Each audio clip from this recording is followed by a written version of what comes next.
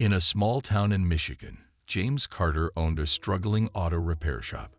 On a cold Thanksgiving evening, when most people were celebrating with their families, James chose to help a stranded family with car trouble. He gave up his own holiday plans to fix their vehicle. This simple act of kindness led to an incredible turn of events that would change his life forever. Hi everyone, welcome to Mystic Tales. Today, I'm excited to share a new story with you. James Carter wiped the sweat from his forehead as he looked at his small auto repair shop's accounts. The numbers weren't good. Bills kept piling up, and customers were becoming scarce in their small Michigan town. The cold November wind rattled the workshop windows as he sat alone in his office. His phone buzzed. It was his sister Marie. "Are you still coming for Thanksgiving dinner tomorrow? The kids really want to see their Uncle James," she said. James smiled, thinking about his niece and nephew. "Of course, I'll be there at 5, he replied. The next day, James spent the morning working on a few cars. The holiday season was tough. Many people were leaving town to visit family, and his business was slower than ever. He could barely afford to pay his 2 employees their wages. At 4:30 p.m., James locked up the shop. He put on his worn jacket and headed to his truck.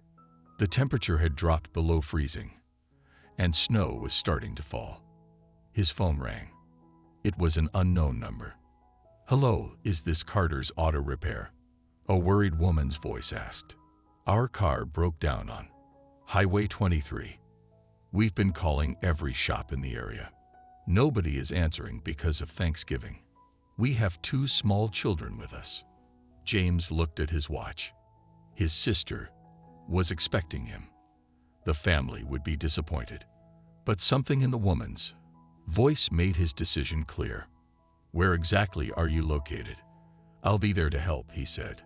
"Thank you so much. We're near mile marker 45. The car just stopped working. We were driving to Chicago to visit my mother in the hospital," the woman explained. Her voice was shaking from the cold. James called his sister. "Marie, I'm sorry. There's a family stranded on the highway. They have kids with them. I need to help them." Marie understood. That was just who her brother was, always putting others first. He drove through the growing snowstorm. After 20 minutes, he saw a black SUV on the side of the road. A man was standing outside, waving his flashlight. A woman sat in the car with 2 children, trying to keep them warm. The man introduced himself as David. "We're so grateful you came out on Thanksgiving. Every other place was closed.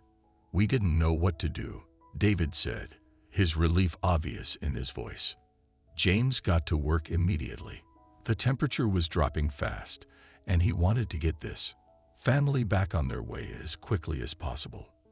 Little did he know, this Thanksgiving sacrifice would lead to something extraordinary. James opened the hood of the SUV and checked the engine. Despite the expensive car model, it had a serious fuel injection problem. The repair would take at least 3 hours.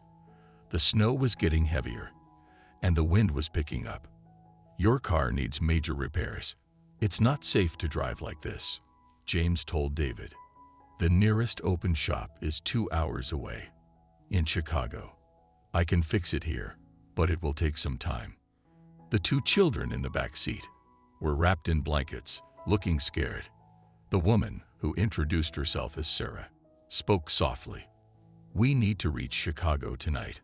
My mother had a heart attack, the doctors say." Her voice cracked with emotion. David held her hand to comfort her. James thought for a moment. "My shop is 10 minutes away. I can tow your car there and fix it properly. It's warmer, and there's a small waiting area for your family." The couple agreed, grateful for his help. At the shop, James worked quickly under the bright lights. He noticed David making several phone calls, speaking quietly. Sarah helped the children with coloring books she found in her bag. They looked expensive, like everything else they had. The hours passed. James's hands were cold and sore, but he kept working. He saw how worried Sarah was about her mother. He thought about his own mom, who he had lost 2 years ago. He understood their rush to reach Chicago. Around 9 p.m., the repair was finally done. James had replaced several parts, working as fast as he could. When David asked for the bill, James hesitated. The parts alone cost over $800. For a family rushing to see a sick mother on Thanksgiving, it felt wrong to charge full price. Just pay for the parts. No labor charge today, James said. David tried to argue, but James refused. Consider it a Thanksgiving gift. Just get your family to Chicago safely. Sarah had tears in her eyes as she hugged James. As they prepared to leave, David handed James his business card. Thank you. You gave up your holiday to help strangers. People like you are rare, David said. James put the card in his pocket without looking at it. He was just happy to help. The family drove away into the snowy night. James closed his shop, exhausted but satisfied. He never expected that this business card would soon change everything. The real surprise was still to come. The next morning, James arrived at his shop early. He found the business card David had given him and finally read it. His eyes widened. David Thompson, CEO of Thompson Automotive Industries, the largest car parts manufacturer in the Midwest. James could hardly believe it. He had helped the CEO of a billion-dollar company, but he didn't regret charging only for parts. He had done what felt right, regardless of who they were. A week passed. James focused on his work, struggling to keep his shop running. He had to let one of his employees go. The bills were becoming too much to handle. The bank was threatening to foreclose on his shop. One cold December morning, a black limousine pulled up outside. David Thompson stepped out, wearing a suit that probably cost more than James's monthly income. Good morning, James. Do you have a moment to talk? Inside the office, David got straight to the point. After you helped us, we made it to Chicago in time. Sarah's mother is recovering well, but that's not why I'm here. Your kindness that night impressed me deeply. David continued. I did some research on your shop. You're known for honest work and fair prices. People trust you. That's exactly what I need. James listened, confused about where this was going. I'm expanding Thompson Automotive. We're opening authorized service centers across the country. I want your shop to be our first flagship location. David explained. We'll provide full funding for renovation, new equipment, and staff training. James sat in silence, trying to process what he was hearing. But my shop is small. I can barely keep it running, he said honestly. David smiled. That's exactly why I'm here. You prove your character on Thanksgiving. Money can't buy integrity like yours. We'll keep your name on the shop. You'll remain the owner, but with our full backing. No more financial struggles. What do you say? David held out a contract. The terms were incredible.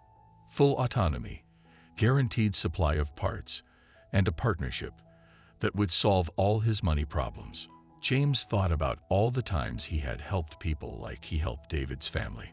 How many times he had reduced prices for those in need.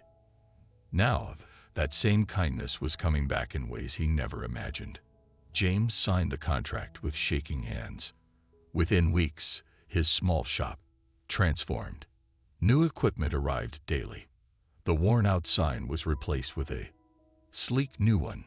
Carter's Auto Care, a Thompson Automotive partner. His old employee returned, along with 5 new skilled mechanics.